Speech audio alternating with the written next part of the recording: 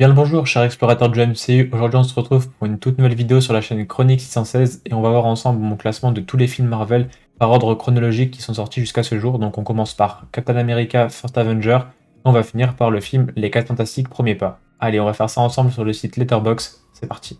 Alors, du coup, on est parti avec la liste de tous les films du MCU par ordre chronologique de l'univers Marvel. Donc, on a Captain America First Avengers en premier et ici on a Les 4 Fantastiques Premier Pas. Donc on va commencer tout simplement, donc Captain America, First Avenger.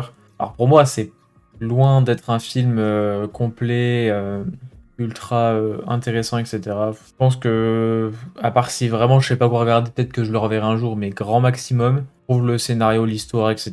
pas ouf. À part Sebastian Stan, que je trouve très bien dans le film. Mais sinon, peut-être les premières connexions avec Avengers, etc. Mais sinon, pas ouf, pas ouf. Donc pour moi, je lui mettrais un 2. Ensuite, Captain Marvel. Bon, on va pas se mentir, ça va partir sur un 1,5. Parce que bon, à part le conflit Chris, Skrull, etc., même si c'est quelque chose qu'on trouve dans Secret Invasion, pas ça foufou. Mais voilà, en fait, il n'y a pas vraiment de choses intéressantes, à part Jude Law, à part voilà, peut-être des liens avec le début du Shield, etc. Enfin voilà, il y a encore Nick Fury déjà, donc pour moi, ça va être un 1,5. Ensuite, Iron Man, premier du nom, donc 2008, le premier film Marvel à être sorti au cinéma. Donc, pour moi, c'est le deuxième meilleur des Iron Man.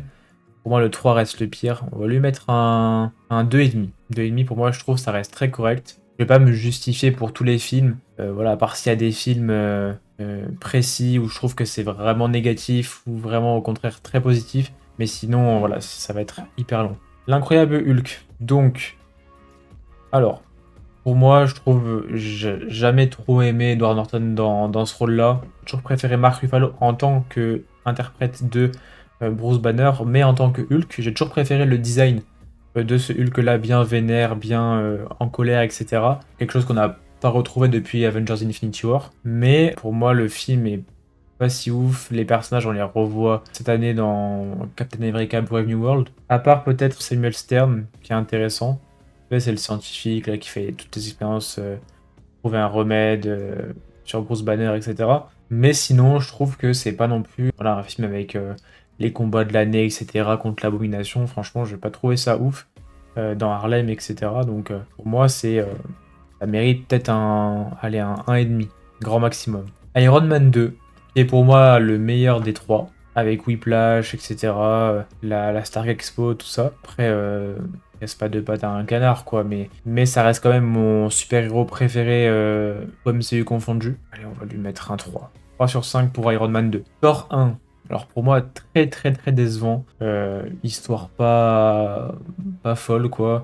À part l'interprétation de Tom Hiddleston et à la rigueur Anthony Hopkins. Mais sinon, voilà, Chris Hemsworth, c'est pas le film Thor dans lequel il m'a donné le plus envie. Pas se mentir. J'ai beaucoup aimé le personnage de Phil Coulson avec cette interaction via le Shield, le fait qu'ils aient retrouvé le marteau, etc. Donc pour moi, je lui mettrais un 1,5 aussi. Ensuite, Avengers, premier du nom, donc 2012, ça fait déjà 13 ans. Alors Avengers, pour moi pareil, c'est le moins bon des quatre, mais il reste quand même assez correct. Premier crossover de super-héros au cinéma, qui a inspiré beaucoup de studios par la suite. Mais voilà, je lui mettrais peut-être un 2,5, voilà, pour rester raisonnable. Iron Man 3, tiens, tiens. Iron Man 3, Iron Man 1, une étoile. Non, parce que oui, la mise en place du mandarin, etc., que c'est un faux mandarin, l'histoire avec les 10 anneaux, Aldrich Killian, tout ça.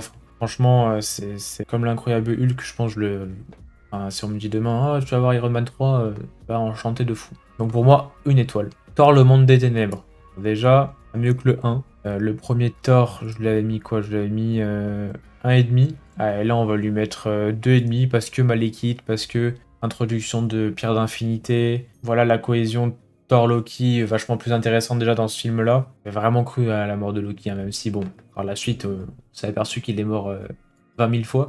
Pour moi, un 2,5 solide, mais qui n'est rien après ce chef-d'œuvre qui est Captain America, le soldat de l'hiver. Pour moi, on va dire le meilleur, voire un des meilleurs Captain America. ça va être un 4, hein, parce que ça mélange infiltration, super-héroïsme, espionnage, enfin voilà, tout s'entremêle très très bien. Le Shield qui est attaqué de l'intérieur, on a Armin Zola, avec Hydra, etc. Enfin, franchement, c'est les connexions qu'on a avec le premier film Captain America. Mais pour moi aussi, le travail des frères Russo sur ce film, franchement, il est incroyable. Les scènes de combat, rien qu'au début sur le cargo, etc., contre Batroc, etc., franchement, c'est plutôt très très stylé. Et puis voilà, tout cet aspect géopolitique qu'il y a dans le film, je trouve que c'est vraiment très très réussi. Les Gardiens de la Galaxie, premier du nom. Alors, bon film, mais sans plus. Parce que, voilà, certes, on découvre des nouveaux héros, un nouveau lore dans l'espace, etc. Une origin story avec des nouveaux persos, etc. Mais pour moi, c'est loin d'être le meilleur des trois, hein. Pour moi, le meilleur reste le troisième. Mais je le préfère quand même aux deux. Je préfère quand même celui-là aux deux. Je pense qu'on va mettre 2,5. 2,5 pour les gardiens 1. 1,5 pour les gardiens 2. Parce que le fait que ce soit le fils d'un céleste qui ait planté sa conscience dans l'espace, tout ça, enfin, ça va un peu dans tous les sens, je trouve. Mais sinon, l'aspect émotionnel via, via sa famille, etc., je trouve ça hyper intéressant. Mais sans plus. C'est vrai qu'on en apprend plus sur Peter Quill. Mais voilà, c'est la seule chose intéressante. Avengers, l'ère d'Ultron. Alors, déjà lui, on l'avait mis combien? 2,5. Avengers, l'ère d'Ultron, là, c'est 3,5, hein. Franchement, il est bien, hein, parce que intelligence artificielle, on a les débuts de vision, les jumeaux Maximoff. Franchement, plein de choses, des répliques qui ont marqué, hein, entre Hawkeye et Quicksilver. Mais hormis ça, c'est vrai que j'ai trouvé que le team-up, en tout cas pour ce film, Avengers était beaucoup plus intéressant et beaucoup plus marquant dans ce film. Que ce soit l'utilisation du bouclier, du marteau de Thor pour créer des ondes de choc via les tanks, etc. Franchement, c'était assez cool. Donc pour moi, 3,5, ça reste très correct. Ensuite, ah bah, Ant-Man, premier du nom 2015. Du coup, 2015, ça fait 10 ans déjà. Et bah, il m'a pas manqué. Pour tout vous dire, il m'a pas manqué ce film. Ah, les deux. Pour moi, c'est le meilleur des trois. Voilà. Trop d'humour, trop de. M'as-tu vu, oh, je suis un super héros, machin, je rétrécis, je parle aux fourmis, etc. Enfin, en fait, c'est pas Ant-Man, c'est Arthur et les Minimoys. Et voilà. Ensuite, on a le banger de 2016. Moi, 2016, c'est vraiment une bonne année. On a eu Captain America Civil War, Doctor Strange, Spider-Man Homecoming. Mais quand même, Doctor Strange 1 et Captain America Civil War, banger. Pour moi, Captain America Civil War, 5 étoiles. Je pense que je n'ai pas besoin d'argumenter. Les accords de Sokovie, les différences idéologiques entre Team Captain et Team Iron Man. Franchement, c'est. Il y en avait pour tous les goûts. Une division de super-héros, les accords de Sokovie, tout ça. Enfin, franchement, top du top. On a l'introduction de Zemo aussi. On a la première apparition de Black Panther aussi, interprété par Chadwick Boseman. Donc franchement, il y a tout. Il y a tout dans ce film. Ensuite, Black Widow. Ce film servait à rien. Ce film, franchement, c'est. En fait, c'est comme les films Ant-Man dans le MCU. Bah, ils servent à rien. Donc pour moi, c'est 1. Ensuite, Spider-Man Homecoming. Pour moi, Spider-Man Homecoming, allez, 2,5. Parce que je trouve que Tom Holland était encore très très immature à cet âge-là. Et dans son interprétation aussi. Mais après, est-ce que c'est sa faute? Oui, parce que d'un côté. Bah, il en joue aussi pour le rôle, mais je veux dire que Marvel aurait pu prendre quelqu'un un peu plus mature. Donc c'était la deuxième fois qu'on l'avait vu après Civil War, mais je le trouve quand même plus intéressant dans Civil War que dans Homecoming. Ensuite, Doctor Strange. Donc ouais, ça fait déjà 9 ans Doctor Strange. Le temps passe si vite. Doctor Strange pour moi un des meilleurs persos du MCU. Très intéressant, très bon, un peu égoïste à mon humble avis, mais bon, c'est vrai qu'il pense plus à sauver ses propres miches que on va dire l'intérêt général. Donc pour moi, ce sera 3,5 Doctor Strange. Voilà, 3. Black Panther, réalisé par Ryan Coogler, très bon réalisateur hein, d'ailleurs. Donc pour moi, ouais, 3,5. 3,5 parce que bah, Origin Story, introduction de Killmonger aussi, interprété magnifiquement bien par Michael B. Jordan. J'espère d'ailleurs qu'ils vont le faire revenir pour Secret Wars. Un T'Challa, franchement, il a tout, hein, il a tout pour lui. Hein. Franchement, rédemption, état d'esprit de guerrier, enfin tout ce que vous voulez pour avoir un bon Black Panther. Des décors somptueux, des très bons combats aussi. Donc non, franchement, très très bon film. Ensuite, Thor Ragnarok. Pour moi, 4,5. Hein. Thor Ragnarok, les musiques, la réal. On a encore un Hulk en colère, entre guillemets. L'introduction avec le combat contre Surtur, bah voilà, l'encyclopédie autour du Ragnarok dans la mythologie nordique, etc. Seul petit problème, j'aurais bien aimé quand même voir la Odin Force. Elle a été transmise à Thor officieusement à la fin du film, avec la mort d'Odin, etc. Qui va déclencher du coup l'arrivée de Thanos pour Infinity War. Mais sinon, on parle encore des Pierres de l'Infini, très bonne interprétation encore de Tom Hiddleston. Mais sinon, après, j'ai pas trouvé le passage sur Sakaar hyper intéressant à part le combat contre Hulk. Sinon, voilà, toujours plein d'humour avec même aussi Bruce Banner en tant que juste scientifique. Donc pour moi, très très bon film et un 4,5 largement mérité. Ensuite, Ant-Man et la Guêpe. Ah, pour moi, c'est 0,5. Ensuite, on arrive sur deux bangers. Avengers Infinity War. Comment ne pas mettre 5 étoiles, me direz-vous? Est-ce que j'ai vraiment besoin d'argumenter? Je ne pense pas. Avengers Endgame, 5 aussi. Alors il y en a qui vont me dire que j'abuse un peu, mais pour moi, pour avoir Iron Man comme personnage du MCU préféré, je mets la note de 5 étoiles, et puis de toute façon c'est mon avis personnel, donc je fais ce que je veux. Mais c'est vrai que le sens du sacrifice, l'invention du voyage dans le temps, tout est banger, l'introduction de sa fille aussi, le fait que il se questionne sur pourquoi lui il a pas été snappé, qu'est-ce qui fait qu'il est aussi exceptionnel pour avoir été encore en vie pendant 5 ans. Il décide un peu de reformer ce groupe, qui décide de revenir dans les Avengers alors que depuis Infinity War avec Steve, ça se passait plus très bien dû à Civil War. Donc, même avec la bataille finale, etc., c'était vraiment quelque chose. Puis comme on dit, I am Iron Man. Hein. Donc pour moi, 5 étoiles. 5 étoiles, 5 étoiles. Spider-Man Far From Home.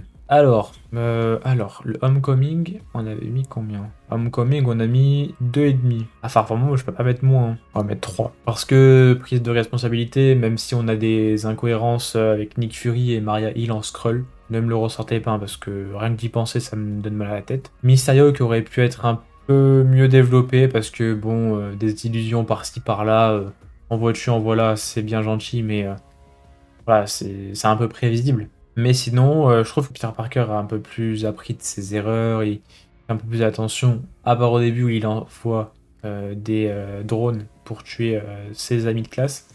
Mais sinon, voilà, un 3, je trouve que c'est plutôt pas mal. Shang-Chi et la légende des 10 anneaux. Pour moi, un des meilleurs, voire le meilleur film d'histoire originale sur un personnage du MCU. Parce que Simu Liu, il interprète Shang-Chi extrêmement bien. Les combats, les effets spéciaux, la réalisation par Destin Daniel Cretton, tout fonctionne très très bien. Je pense que c'est pour ça qu'ils l'ont repris pour faire la réal de Spider-Man Brand New Day. Et j'attends beaucoup le deuxième opus qui est normalement en développement. À voir maintenant quand est-ce qu'il sortira, mais j'attends ça avec impatience. Ensuite, l'introduction des dragons aussi, avec le grand protecteur, tout ça. Enfin, voilà. Et là, on a enfin un vrai mandarin. On a une organisation des anneaux, donc quelque chose qui vraiment terrorise le Moyen-Orient, etc. Et puis les combats, les chorégraphies, enfin tout ce que vous voulez, que ce soit Talo, tout ça, enfin voilà, franchement c'est top. Pour moi je lui mets 4. Vraiment très très bonne révélation. Eternals. Ah Eternals 2,5 hein. Parce que je pense que ce qui sauve un peu le film pour moi c'est 2-3 persos comme ça que j'aime bien. Parce que les acteurs sont sympas, voilà, Richard Madden, je sais plus comment il s'appelle, celui qui joue Fastos, mais voilà, Gilgamesh, enfin, franchement, pour moi, c'est les 3 persos qui sont les mieux exploités dans le film. Après, il y a beaucoup de choses qui vont pas, hein. La scène post-générique avec l'introduction du frère de Thanos, Eros, et il nous parle beaucoup du snap qui a été fait par Thanos, alors que j'aurais préféré qu'il parle de Thanos en tant qu'éternel, parce qu'à la base, c'est un éternel qui est devenu déviant, mais j'aurais préféré peut-être qu'ils en parlent, ça aurait pu être intéressant dans l'ordre du film. Donc pour moi, 3,5. 3,5 ou 2,5? 2,5. Spider-Man No Way Home. Alors, on va pas rentrer dans le ouah, c'est un film fancast, fan service, pardon, avec plein de Spider-Man partout, partout. Il est quand même très bien. Mais pour moi, il y en a qui vont dire ah, il est trop bien 5. 4,5, 5. Pour moi, c'est 3. Parce que je trouve que le seul point positif, c'est le retour d'anciens vilains. Je pense notamment au Lézard, Docteur Octopus, le Bouffon Vert, etc. Je trouve Doctor Strange inutile dans ce film, à part au début parce qu'il faut qu'il fasse le sort pour que les autres oublient que Peter Parker c'est Spider-Man, mais sinon, tu me l'écartes du film, je vois pas la différence. Parce que juste avoir deux trois dialogues pour dire ah il faut pas que tu fasses ça, machin, ça va altérer la réalité, je sais pas quoi. Franchement, je trouve pas ça utile de fou d'avoir Cumberbatch dans ce film. Ça a été fait comme ça, à la base il devait sortir avant Doctor Strange, après Doctor Strange, pardon. Donc voilà, pour moi, 3 c'est largement suffisant. Maintenant, du coup, Doctor Strange in the Multiverse of Madness, pour moi c'est un 4. Parce que introduction des incursions, introduction du multivers bien plus poussé qu'on a pu avoir ouais, dans No Way Home, et puis on a la série Loki à part, mais voilà, si vous n'avez pas Disney+, c'est vrai que c'est compliqué d'en savoir sur le multivers. Les variants, les Illuminati, j'ai trouvé Wong aussi très très cool dans ce film. Les rêves passerelles, enfin le Dreamwalking à travers les variants, etc. de lui-même, très très cool. C'est vrai que je trouve Wanda pas si ouf que ça dans le film. Déjà de base, elle devait pas être dans le film. Introduction sympa mais légère de America Chavez. Voilà, on l'a jamais revu hein, depuis Doctor Strange 2 avec son pouvoir de voyager à travers le multivers. C'est vrai que peut-être que ce sera exploité dans Doomsday et Secret Wars, mais c'est vrai que de là à en faire un personnage Young Avengers ou quoi, je vois pas trop l'utilité.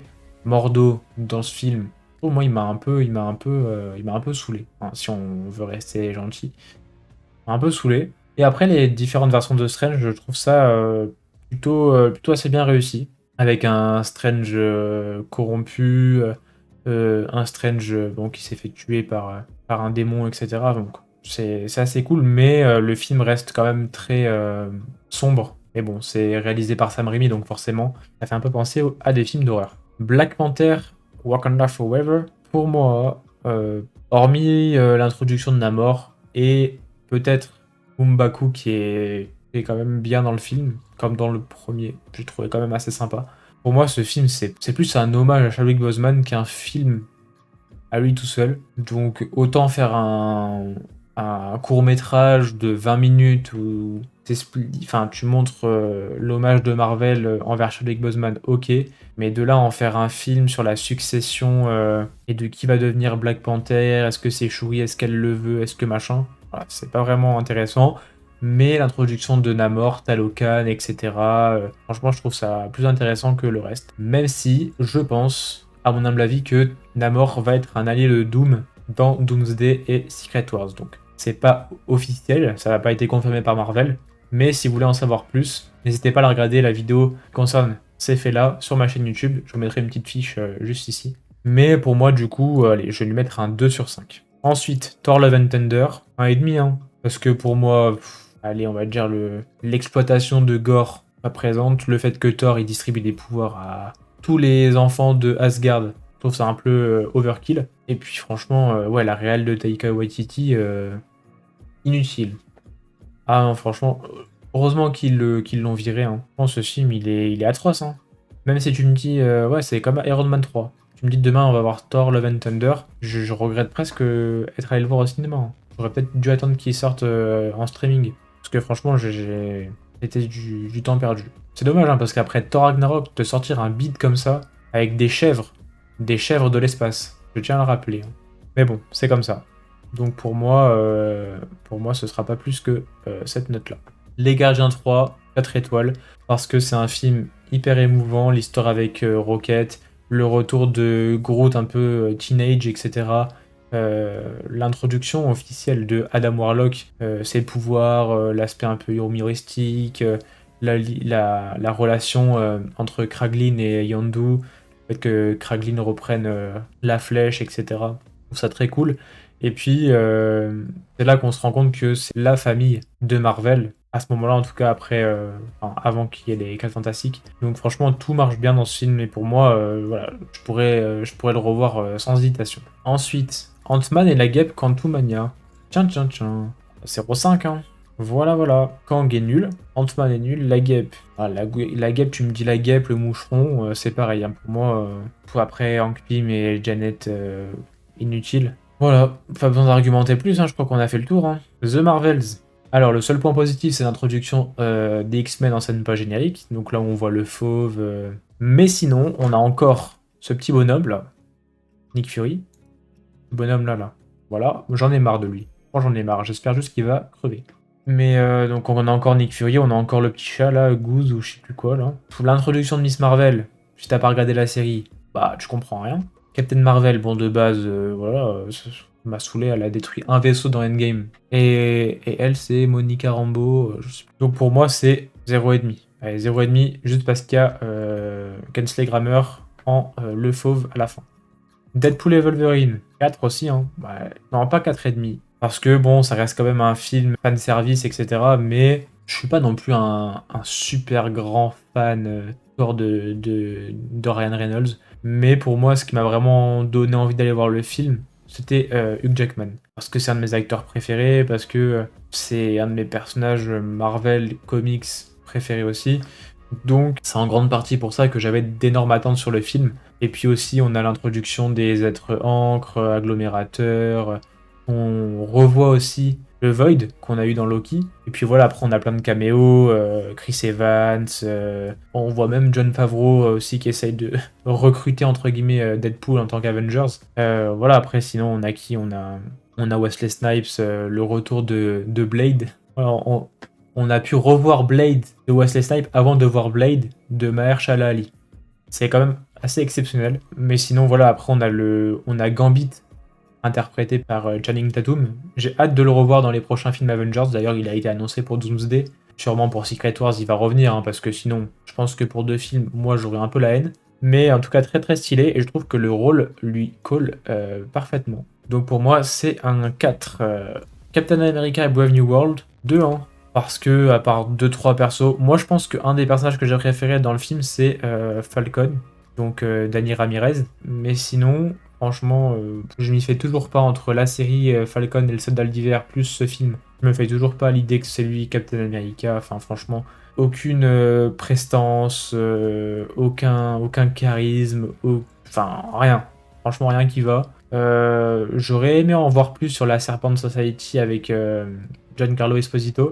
Parce que je trouve que déjà c'est un super acteur, très très stylé, on avait pu le voir notamment dans les films Labyrinthe. Mais sinon voilà, franchement, Harrison Ford en Red Hulk, ça va 2 minutes, puis après il y a des personnages dont je me souviens plus forcément. Donc voilà, pour moi ce sera pas plus d'un 2. Bon, je trouve que c'est très très bien. Puis c'est un film qui a été beaucoup chamboulé aussi hein, par la grève des scénaristes, plein de reshoots, etc. Enfin, ça joue aussi, hein, mais franchement le scénario de base est nul. Donc voilà. Thunderbolt. Pour moi ça va être un 4, hein. Parce que pour moi très très bonne surprise. C'est vrai que j'avais pas forcément d'énormes attentes sur le film. Parce que de base, ça devait pas être cette équipe-là du tout. Mais pour moi, ce qui marche très bien, c'est Sentry, c'est Sebastian Stan, c'est David Harbour. C'est la cohésion en fait d'une équipe qui devait pas en être une, mais qui finit par être les New Avengers. Et puis je pense que c'est des personnages qu'on pourra apprécier encore plus au grand écran avec Doomsday. Mais sinon, tout marche très bien. Il y a de l'humour, il y a de la baston, il y a la découverte d'un nouveau personnage, donc Sentry et Void. Tout marche pour le mieux, et c'est pour ça que j'ai apprécié ce film-là en tout cas. Donc on va finir par les 4 fantastiques, premier pas. Et pour moi, ça va être un 3. Parce qu'il est bien, le casting est bien, mais voilà, c'est pas ça qui va faire que le film va marcher, hein, la preuve. Pedro Pascal en Mister Fantastique, voilà, il est présent, mais sans plus. Pour moi, le gros point fort du film, c'est Galactus et Johnny Storm. Mais sinon, hormis ça, j'ai aimé aussi Herbie, là, le petit robot. Et sinon, l'aspect un peu galactique, le voyage dans l'espace, tout ça, j'ai beaucoup aimé. Mais après, le fait de te faire Franklin Richards, etc., je trouve que, ok, ça marche, c'est bien de l'introduire, etc. Et j'attends beaucoup de le voir dans Secret Wars. Et j'espère vraiment que c'est lui qui va reboot notre univers, etc. Mais l'équipe en elle-même fonctionne bien. Mais voilà, j'ai quand même une préférence pour Johnny et pour Galactus. Donc pour moi, ce sera juste 3 étoiles, ce qui est déjà très très très bien. Donc voilà les amis, pour ce petit classement des films Marvel par ordre chronologique. J'espère en tout cas que la vidéo vous aura plu, ça change un peu des théories, hein, parce que je voulais vous faire cette vidéo. Et voilà, j'espère qu'elle sera pas trop longue, que ça vous aura plu. N'hésitez pas, hein, si vous aimez ce genre de concept, à me le faire savoir en mettant un maximum de pouces bleus, un petit commentaire, ça fait toujours plaisir pour soutenir le travail. Et puis sur ce, on se retrouve très bientôt sur la chaîne Chronique 616 pour de prochaines vidéos et théories. C'était Théo de la chaîne Chronique 616. Portez-vous bien. Ciao ciao. Peace.